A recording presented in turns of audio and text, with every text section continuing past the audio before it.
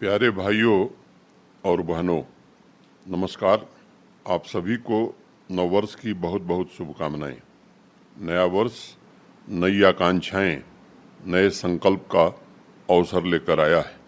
सामान्य तौर पर हमारे समाज में परंपरा यही है कि एक नए वर्ष का स्वागत करते हुए मन में एक नए और बेहतर भविष्य का संकल्प होता है।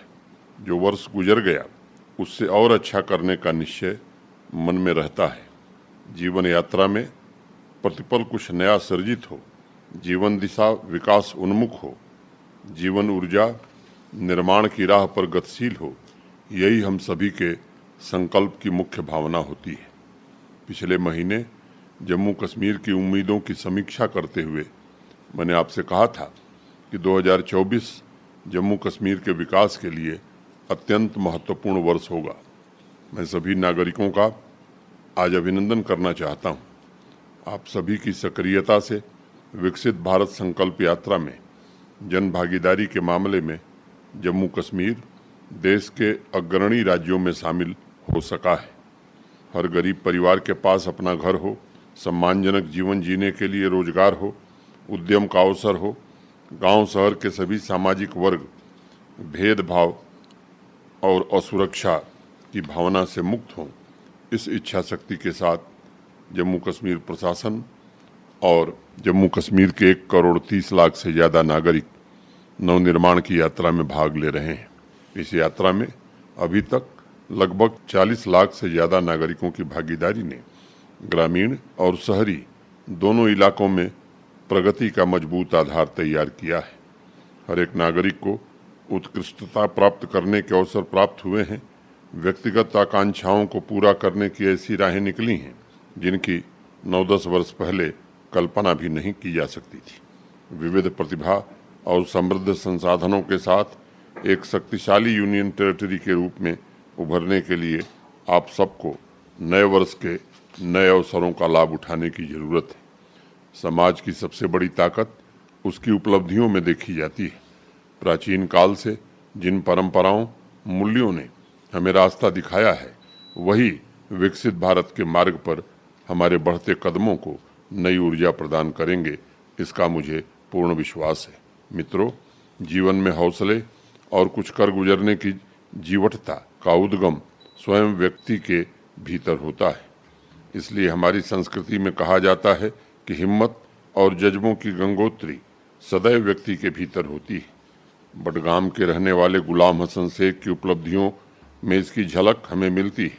कारपेट से कश्मीरी मिर्च का उनका सफर उद्यमशीलता और साहस की एक नई मिसाल है। गुलाम हसन शेख कारपेट के जाने माने कलाकार हैं, लेकिन पिछले 3 वर्षों में उन्होंने अपनी आमदनी में वृद्धि के संकल्प के साथ कश्मीरी लाल मिर्च की खेती शुरू की है। उनके परिश्रमी हाथों ने एक बिल्कुल नए व्यवसाय में भी उनकी उम्मीदों को साकार किया है। अपनी आंखों के सामने वो अपने परिवार के जीवन स्तर में परिवर्तन भी देख रहे हैं। एग्रीकल्चर डिपार्टमेंट की मदद से गुलाम हसन साहब ने वेजिटेबल्स की खेती में भी हाथ आजमाया है। उनकी उपलब्धियों ने चंबूड़ा गांव में अन्य नागरिकों को भी प्रोत्साहित किया है। बहुत से नागरिक कमर्शियल वेजिटेबल कल्टीवेशन के द्वारा भविष्य की नई उम्मीदों की फसल तैयार कर रहे हैं। मुझे प्रसन्नता है कि एक लंबे अरसे बाद अब समाज की सोच में बुनियादी फर्क आया है।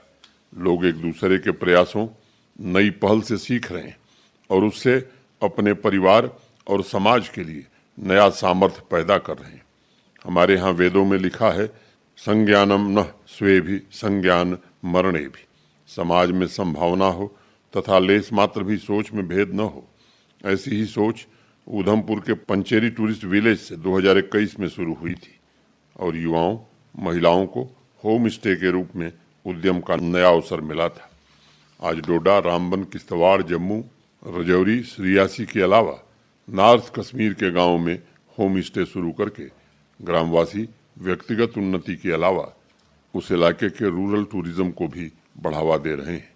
पहले टूरिस्ट कई गांवों में इसलिए नहीं जाते थे क्योंकि वहां रुकने और भोजन का अच्छा प्रबंध नहीं होता था।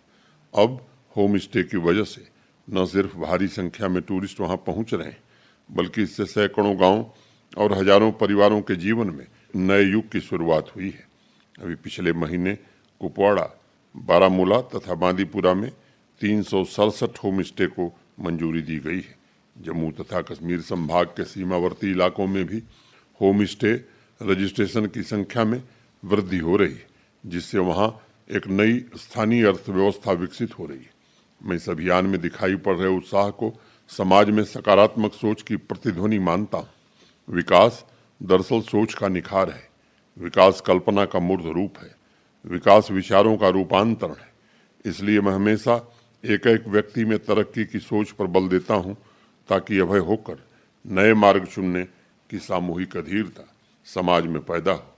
मैं विशेष रूप से सीमा पर बसे ग्रामवासियों से अपील करना चाहता हूं कि वह अपने नज़दीक के ब्लॉक में जाकर होम स्टे से संबंधित जानकारी प्राप्त कर सकते हैं और मात्र 250 रुपये के रजिस्ट्रेशन फीस द्वारा इस व्यवसाय और अपने नए उद्यमशील जीवन की शुरुआत कर सकते हैं। कठुआ के रहने वाले विक्रम सिंह जी के भीतर 63 साल की उम्र में समाज के प्रति गंभीर दायित्व बोध ने मुझे सुखद आश्चर्य से भर दिया है। आजकल वह जनखर गांव में लोगों को खेती के नए नए तरीके सिखा रहे हैं। मेरे ऑफिस में जब विक्रम जी के बारे में जानकारी आई तो मुझे जय जवान जय किसान का नारा देने वाले भारत के पूर्व प्रधानमंत्री स्वर्गीय लाल बहादुर शास्त्री जी का स्मरण हो आया। बनारस के करीब रामनगर के एक साधारण परिवार में जन्मे शास्त्री जी कहते थे कि हर एक गांव का रहने वाला अपने पड़ोसी को देखे कि कहाँ मुसीबत है, कौन तकलीफ उठा रहा है, और अगर हमें अपने खाने में कुछ कमी करके भी दूसरे को देना पड़े तो उसके लिए हमें तैयार रहना चाहिए। विक्रम सिंह जी ने अपने आस पड़ोस के अनेक किसान भाइयों को इकट्ठा किया और इंटीग्रेटेड फार्मिंग द्वारा अपनी आय में वृद्धि के गुण सिखाए।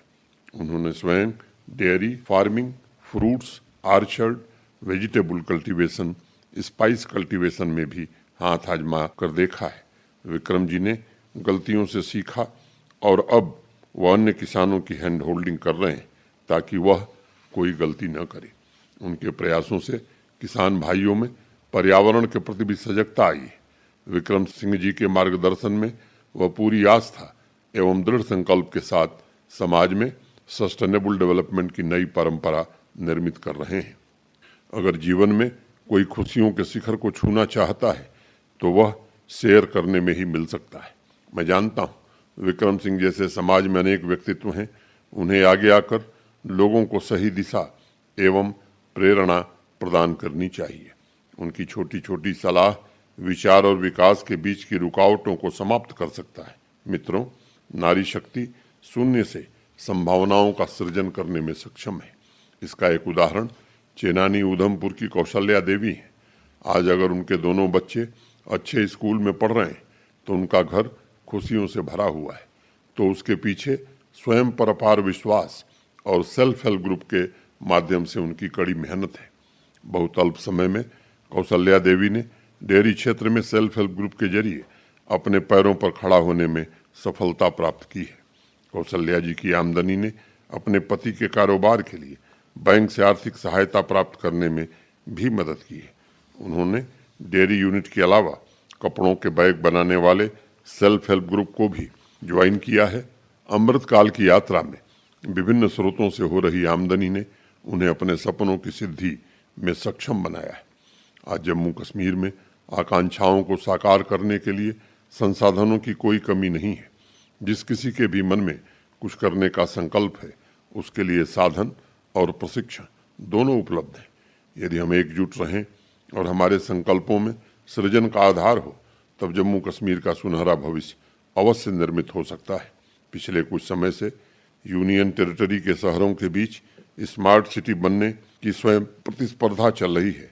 उसका उत्प्रेरक बेहतर जीवन स्तर, क्वालिटी लिविंग की नागरिकों की आकांक्षा है। सभी नागरिक शहरों की विरासत, संस्कृति एवं परंपरा को सहेज कर उसे स्वच्छ और सुंदर बनाने में अपना योगदान दे रहे हैं। अनंतनाग में कुछ ऐसा ही बदलाव नजर आ रहा है। प्रशासन के द्वारा निर्मित किए गए इंफ्रास्ट्रक्चर को मेंटेन करने के अलावा वह स्वयं आगे आकर शहर को स्वच्छ बनाने में अपना योगदान दे रहे हैं। पिछले महीने मछली पालन से जुड़े अनेक युवाओं और महिलाओं को भी सम्मानित किया गया था, जिसकी चर्चा देश के बाकी हिस्सों में भी है। मट्टन के रहने वाले निसार अहमद छोटी सी रेहड़ी चलाते हैं और वह लोगों को प्रेरित कर रहे हैं। प्रशासन जितने संसाधन तथा अन्य प्रकार की सुविधाएं उपलब्ध करा रहा है, उसके एवज में नागरिकों को शहर की सेवा का प्रण भी लेना चाहिए। अभी कुछ दिन पहले अनंतनाग पेट्रोलियम डीलर एसोसिएशन तथा जिला प्रशासन ने मिलकर नो हेलमेट नो पेट्रोल की एक नई मुहिम चलाई है। शहरों में रोड सेफ्टी के लिए एक नायाब मुहिम है ये, और अब देश के अन्य शहर भी उसे फॉलो करने लगे हैं। शहरों की प्रत्येक गतिविधियों में सहयोगी बनकर जिस प्रकार नागरिक अपने कर्तव्यों का निर्वहन कर रहे हैं, वह जम्मू कश्मीर के भविष्य के प्रति निश्चिंतता पैदा करता है।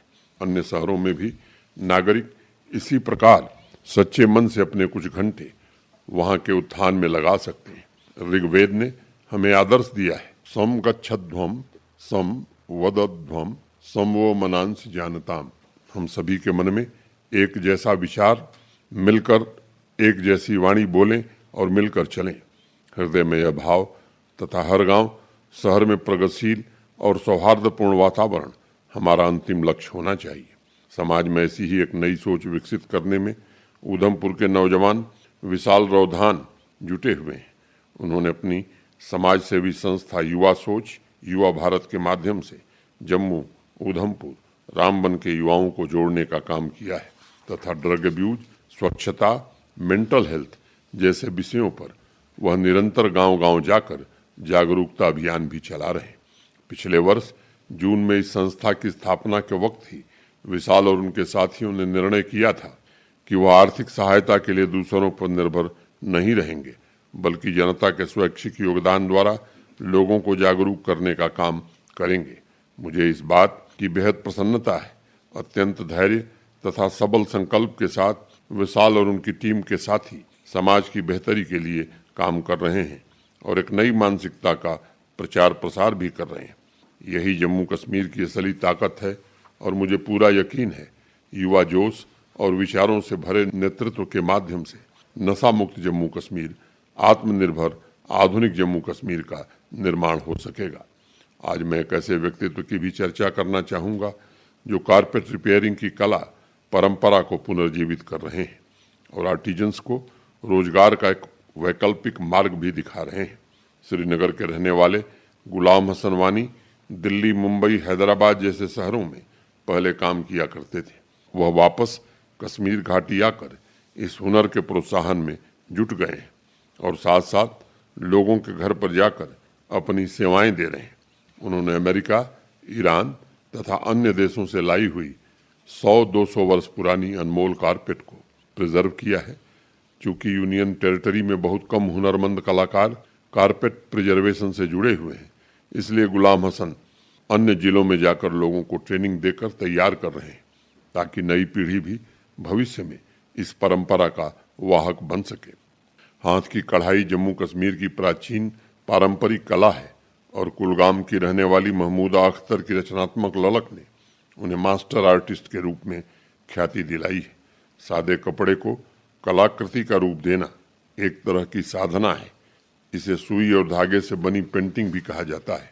कारखानदार स्कीम के साथ जुड़कर महमूदा जिले के अनेक बच्चियों को इसकी तकनीक सिखा रही और मैं कहना चाहूँगा कि उनके नए भविष्य का निर्माण भी कर रही हैं। जम्मू कश्मीर प्रशासन कासीदाकारी तथा कला की अन्य विधाओं को कलाकारों की संपन्नता का माध्यम बनाने के लिए हर जिले में हैंडलूम तथा हैंडीक्राफ्ट डिपार्टमेंट द्वारा कोऑपरेटिव सोसाइटी के गठन पर विशेष बल दे रहा है। कुलगाम में कुल 145 कोऑपरेटिव सोसाइटी स्थापित की गई हैं और उन्हें आर्थिक सहायता भी प्रदान की गई है। कला के रिवाइवल के साथ साथ सभी कलाकारों के जीवन में समृद्धि एवं खुशियां आए, यही प्रशासन का लक्ष्य है। मैं समझता हूँ बहुत से श्रोताओं ने नए वर्ष के कैलेंडर या डायरी में प्रार्थना में उठे 2 हाथों की तस्वीर अवश्य देखी होगी। दरअसल वह फोटो सन 1508 में जर्मनी के मशहूर पेंटर अल्ब्रेक्ट डूरा की बनाई पेंटिंग प्रेइंग हैंड्स की प्रतिकृति है और इसे दुनिया के सबसे ज्यादा रिप्रोड्यूस किए गए चित्र के रूप में जाना जाता है। इस पेंटिंग के पीछे एक अत्यंत ही प्रेरणादायक कहानी है। अपने युवा अवस्था में अल्ब्रेक्ट और फ्रैंक संघर्ष कर रहे थे। दोनों अत्यंत गरीब थे, लेकिन प्रतिभावान कलाकार भी थे। वह दिन में मजदूरी करते थे और शाम को एक टीचर के पास जाकर पेंटिंग सीखते थे। एक दिन दोनों ने निर्णय लिया कि कला के लिए पूरी तरह समर्पित होना पड़ेगा, तभी मास्टर कलाकार बना जा सकेगा। उन्होंने तय किया कि एक कमाएगा और दोनों का पेट भरेगा, और जब पहला कला के हुनर सीख जाएगा तो दूसरा कमाएगा, और इस तरह दोनों के भरण पोषण तथा कला की साधना चलती रहेगी। अल्ब्रेक्ट पहले कला सीखने गया, फ्रैंक मजदूरी करने लगा। अल्ब्रेक्ट ने पूरे समर्पण भाव से कला की जबरदस्त साधना की। उधर फ्रैंक ने पत्थर तोड़ने और लकड़ी काटने का काम अपने हाथ में लिया। दिन रात मेहनत मजदूरी करके अल्ब्रेक्ट को भी पैसे भेजता रहा। करीब 10 वर्ष बाद अल्ब्रेक्ट आर्ट सीख कर वापस आया। वो फ्रैंक से मिला, लेकिन उसके हाथ देखकर रोने लगा। 10 साल की कड़ी मजदूरी और उस दौर में कम साधन, दवाओं के अभाव की वजह से फ्रैंक के हाथ अब पेंटिंग सीखने के लायक नहीं रह गए थे। वह कठोर और विकृत हो गए थे। फ्रैंक ने अल्ब्रेक्ट को कहा कि मुझे कोई गम नहीं है, पेंटिंग तुम बनाओ या मैं बनाऊं, एक ही बात है। अल्ब्रेक्ट ने फ्रैंक के हाथों की प्रार्थना करते हुए पेंटिंग बनाई है, और कला जगत के लोग कहते हैं कि दुनिया में आज तक उससे सुंदर और पवित्र कलाकृति नहीं बन पाई है। अल्ब्रेक्ट की गिनती विश्व के महान कलाकारों में होती है, मगर फ्रैंक को बहुत कम लोग जानते हैं। लेकिन अगर फ्रैंक नहीं होता तो अल्ब्रेक्ट का बनना लगभग असंभव था। इसलिए ऐसे लोग जो अज्ञात रहकर सेवा कर रहे हैं, वह जीवन की सबसे बड़ी साधना कर रहे हैं, सबसे पवित्र प्रार्थना कर रहे हैं। बिलावर कठुआ से बलविंदर सलारिया ने मुझे एक पत्र भेजा है। उस पत्र में उन्होंने अपने गांव सिमनी में वेस्ट मैनेजमेंट के लिए जन भागीदारी से किए जा रहे प्रयासों और कुछ सुझावों का जिक्र किया है। बलविंदर ने लिखा है कि उन्होंने सरपंच के साथ मिलकर गांव में डोगरी और पहाड़ी भाषा के माध्यम से लोगों को वेस्ट मैनेजमेंट के बारे में जागरूक करने का प्रयास किया है। लोगों को रिड्यूस, रीयूज और रिसाइकिल के सकारात्मक प्रभावों का प्रैक्टिकल डिमॉन्स्ट्रेशन भी दिया है। बलविंदर और उनके मित्र गवर्नमेंट हाई स्कूल में जाकर बच्चों को भी वेस्ट मैनेजमेंट और वेस्ट टू वेल्थ की जानकारी दे रहे हैं। जन भागीदारी से उन्होंने अपने गांव में वेस्ट मैनेजमेंट की दिशा में कई अहम कदम उठाए हैं। इस अभियान की सफलता से वह काफ़ी प्रसन्न है, और उनका मानना है कि वेस्ट मैनेजमेंट के बारे में गांव में जागरूकता ही स्वच्छता और संपन्नता का मार्ग प्रशस्त कर सकती है। उन्होंने मुझे 2-3 सुझाव भी भेजे। बलविंदर ने लिखा है कि रूरल डेवलपमेंट डिपार्टमेंट द्वारा गांव में ट्रेडिशनल तथा मॉडर्न वेस्ट मैनेजमेंट के मिले जुले स्वरूप से ग्रामीणों को अवगत कराया जा सकता है। उनका दूसरा सुझाव है कि जम्मू कश्मीर के स्कूलों में बच्चों को स्वच्छता के संबंध में जानकारी प्रदान की जाए, और विशेष रूप से उन्हें वेस्ट मैनेजमेंट के बारे में बताया जाए। उनका तीसरा सुझाव है कि स्वच्छ मिशन ग्रामीण के अंतर्गत प्रत्येक गांव के बजट में यह भी प्रावधान किया जाए कि जिन घरों में सॉलिड तथा लिक्विड वेस्ट बिन नहीं है, उन्हें बिन्स उपहार स्वरूप दी जाए। इस कदम से स्वच्छता अभियान को प्रोत्साहन मिलेगा। बलविंदर, आपके पत्र के लिए बहुत बहुत धन्यवाद। सबसे पहले मैं आपके और आपके मित्रों द्वारा किए जा रहे कार्यों की भूरी भूरी प्रशंसा करता हूँ। समाज के प्रति व्यक्तिगत जिम्मेदारी का भाव ही विकास का एकमात्र मंत्र है। अगर गांवों को आत्मनिर्भर बनाना है, उन्हें हर प्रकार से सर्वश्रेष्ठ बनाना है, तो सभी नागरिकों को इस नए वर्ष में अपने दायित्वों के निर्वहन का संकल्प लेना होगा। आपके तीनों सुझाव अत्यंत उत्तम हैं। स्वच्छता अभियान से हर स्कूल में बच्चों को जोड़ा जाए, इसकी कोशिश हो रही है, और आजकल तो इलाके में स्वच्छता तथा ग्रीन जम्मू कश्मीर अभियान का नेतृत्व भी हमारे छात्र छात्राएं कर रही हैं। ये इस बात का भी प्रमाण है कि एकजुट संकल्पबद्ध होकर बड़ी से बड़ी चुनौतियों का सामना किया जा सकता है, अनेक उपलब्धियों को हासिल किया जा सकता है। समाज में सकारात्मक परिवर्तन लाना ही जीवन का असली अर्थ और मूल्य है। मैं वेस्ट मैनेजमेंट के संबंध में जागरूकता अभियान तथा वेस्ट बिन की उपलब्धता के संबंध में अवश्य निर्देश दूंगा। बांदीपुरा के यासिर रशीद क्लीन कुकिंग के बारे में महिलाओं को जागरूक करने के अभियान में जुटे हुए हैं। खासकर ग्रामीण क्षेत्रों में जहां एलपीजी सिलेंडर को लेकर कुछ लोगों के मन में किसी प्रकार का मिथक है, भ्रम है या संकोच है, तो उसे दूर करने के लिए यासिर डेमोन्स्ट्रेशन और उसके फायदे के बारे में बताते हैं। साथ ही ऐसे परिवार जो किसी कारणवश प्रधानमंत्री उज्ज्वला योजना के लाभ से अभी तक वंचित हैं, उन्हें वह विकसित भारत संकल्प यात्रा के माध्यम से उस योजना से जोड़ने का बेहतरीन प्रयास कर रहे हैं। यासिर ने अपने पत्र में मुझे कुछ सुझाव भेजे। उन्होंने लिखा है कि प्रशासन की तरफ से गोवर्धन योजना के तहत उनके इलाके में प्लांट स्थापित किया जा सकता है, जिससे लोगों को रोजगार और खेतों के लिए ऑर्गेनिक खाद उपलब्ध कराई जा सकती है। यासिर का दूसरा सुझाव है कि Jammu Kashmir energy development agency के माध्यम से लोगों को फ्यूल एफिशिएंट कुक स्टोव उपलब्ध कराए जा सकते हैं। यासिर, आपके पत्र के लिए बहुत बहुत शुक्रिया।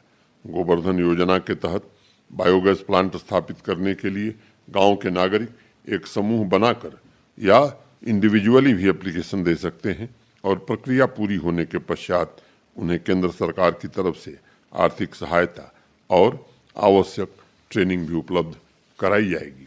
प्रशासन भी निरंतर प्रयास कर रहा है कि शासन के स्तर पर लगभग सभी जिलों में कम से कम एक बड़ा प्लांट स्थापित किया जाए, जिससे धीरे धीरे आम नागरिकों तथा भावी एंटरप्रेन्योर्स के बीच गोवर्धन योजना के सामाजिक आर्थिक फायदे के बारे में जागरूकता पैदा हो।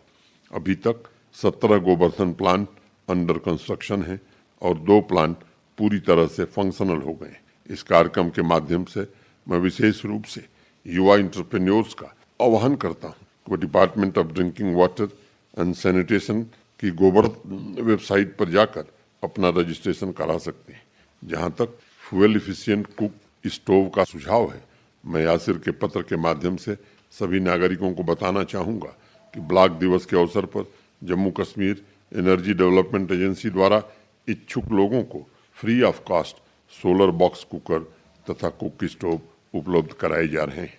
अगर आपने अपने घर पर सोलर एनर्जी प्लांट लगा रखा है तो ब्लॉक दिवस पर एजेंसी के अधिकारियों से मिलकर यह सुविधा जरूर प्राप्त करें। प्रधानमंत्री उज्ज्वला योजना द्वारा करोड़ों घरों में खाना पकाने के धुएं और वायु प्रदूषण से महिलाओं को मुक्ति मिली है। इस योजना से स्वच्छ ईंधन के संबंध में जागरूकता भी बढ़ी है। मैं स्वच्छ खाना पकाने के समाधान को बढ़ावा देने के यासिर के प्रयासों की भी सराहना करता हूं और Jammu Kashmir energy development agency को निर्देश देता हूं कि वह स्वयं ग्रामवासियों तक इनोवेटिव समाधान के साथ पहुंचने का प्रयत्न करे। वैकल्पिक ऊर्जा के संबंध में कठुआ से वरुण भारती ने मुझे एक पत्र भेजा है। वरुण ने लिखा है कि जम्मू संभाग के गांवों में सोलर पावर को कन्वर्जेंस के माध्यम से Jammu Kashmir energy development agency power development department promote कर सकते हैं। उनका कहना है कि रखरखाव का विकेंद्रीकरण किया जा सकता है ताकि गांव से ही कुछ लोगों को ट्रेनिंग देकर उसके रिपेयरिंग की जिम्मेदारी सौंपी जा सके। वरुण ने लिखा है कि कुछ ऐसे गांव जहां भौगोलिक परिस्थितियों की वजह से मेंटेनेंस में समस्या आ रही है और फॉल्ट के पश्चात कई दिनों तक सुधार प्रैक्टिकल वजहों से मुश्किल है, वहां वैकल्पिक ऊर्जा लोगों के लिए लाइफलाइन साबित हो सकती है। वरुण, आपके पत्र के लिए बहुत धन्यवाद। वैकल्पिक ऊर्जा को प्रमोट करने के लिए हर संभव प्रयास किया जा रहा है और मैं Jammu Kashmir energy development agency को इस दिशा में तेजी लाने के जरूर निर्देश दूंगा। अभी पिछले महीने ही एडमिनिस्ट्रेटिव काउंसिल ने पीएम कुसुम योजना के तहत वर्तमान में operational 4000 individual grid connect agricultural pump के सौरीकरण को मंजूरी दी है। इस योजना के तहत किसान भाई सोलर पावर को इरिगेशन के लिए इस्तेमाल कर सकते हैं और अतिरिक्त सोलर पावर डिस्ट्रीब्यूशन कंपनी को बेच भी सकते हैं। डिस्ट्रीब्यूशन कंपनी किसान भाइयों द्वारा ग्रिड को निर्यात किए जाने वाले अप्रयुक्त पावर के लिए Jammu Kashmir state electricity regulatory commission द्वारा तय किए दर से पैसा भी देगी। मैं समझता हूं कि प्रदूषण पर अंकुश लगाने के अलावा कृषि पंपों के सौरीकरण से किसानों को सिंचाई का एक विश्वसनीय स्रोत भी उपलब्ध हो जाएगा। मैं गांव तथा शहर के नागरिकों से भी अनुरोध करता हूं कि ब्लॉक दिवस तथा Jammu Kashmir energy development agency की वेबसाइट पर उपलब्ध योजनाओं की जानकारी लें और सोलर एम्बेसडर बनकर अन्य लोगों को भी प्रशासन की गतिविधियों की जानकारी प्रदान करें। नौपच्छी गांव किश्तवाड़ से अर्जमंद फरीद ने मुझे एक पत्र भेजा है। उन्होंने लिखा है कि पिछले कुछ वर्षों में उनके गांव तथा आसपास के ग्रामीण इलाके में स्वास्थ्य सेवाओं में सुखद बदलाव आया है तथा हेल्थ इंफ्रास्ट्रक्चर के साथ साथ कम्युनिटी में भी अवेयरनेस बढ़ा है। उन्होंने एक सुझाव भेजा है कि टेलीमेडिसिन सेवाओं के संबंध में गांव में जागरूकता पैदा करने की आवश्यकता है तथा डिसेंट्रलाइज तरीके से नागरिकों को इस अभियान में भागीदार बनाने की जरूरत है। अर्जमंद, आपके सुझाव के लिए बहुत बहुत शुक्रिया। केंद्र सरकार द्वारा चलाई जा रही मुफ्त टेलीमेडिसिन सेवा ई संजीवनी गुणवत्तापूर्ण स्वास्थ्य सेवाएं प्रदान करने के लिए प्रतिबद्ध है। इस सेवा के द्वारा जम्मू कश्मीर के किसी भी हिस्से से नागरिक अपने मोबाइल फोन के जरिए रजिस्ट्रेशन कराकर डिजिटल प्लेटफॉर्म के माध्यम से चिकित्सकीय लाभ प्राप्त कर सकते हैं। कोई भी नागरिक चाहे तो डॉक्टर से अपॉइंटमेंट लेकर वीडियो कॉल के माध्यम से बात भी कर सकता है। आपका सुझाव राष्ट्रीय टेलीमेडिसिन सेवा के महत्व को जन जन तक पहुंचाना है और मैं हेल्थ डिपार्टमेंट को जरूर निर्देश दूंगा कि योजनाबद्ध तरीके से ग्रामीण और शहरी दोनों इलाकों में समान रूप से नागरिकों की प्राथमिक चिकित्सा आवश्यकताओं को ध्यान में रखते हुए अवेयरनेस कैंपेन शुरू किया जाए। मुझे इस बात की अत्यंत प्रसन्नता है कि आज नागरिकों की प्रशासन से आकांक्षाएं बढ़ती जा रही, साथ ही नागरिक अब स्वयं के लिए नहीं बल्कि पूरे समाज की आवश्यकताओं के प्रति सजग हो रहे हैं। शांति, स्थिरता, समृद्धि और पारदर्शी शासन के साथ मिलकर हर एक नागरिक की कर्तव्य परायणता समाज को विकास की संभावनाओं का पूरा लाभ उठाने में अवश्य सहायता करेगी। मैं विकसित भारत की यात्रा में प्रत्येक नागरिक विकास के सहयात्री के रूप में देखता हूँ। पिछले 4.5 वर्षों में जम्मू कश्मीर के प्रमुख क्षेत्रों का तेजी से पुनर्निर्माण करने में हमें सफलता मिली है।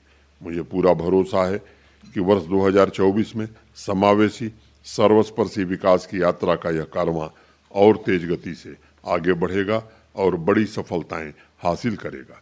मित्रों, आप सब जानते हैं आने वाले कुछ दिनों बाद गणतंत्र दिवस पूरा देश मनाएगा। मैं जम्मू कश्मीर के सभी नागरिकों से और खास तौर से युवा पीढ़ी से निवेदन करना चाहता हूं कि अपने अपने स्थान पर 26 जनवरी को भारत का तिरंगा शान से लहराएं तथा गणतंत्र दिवस में अपनी भागीदारी सुनिश्चित करें। धन्यवाद। जय हिंद।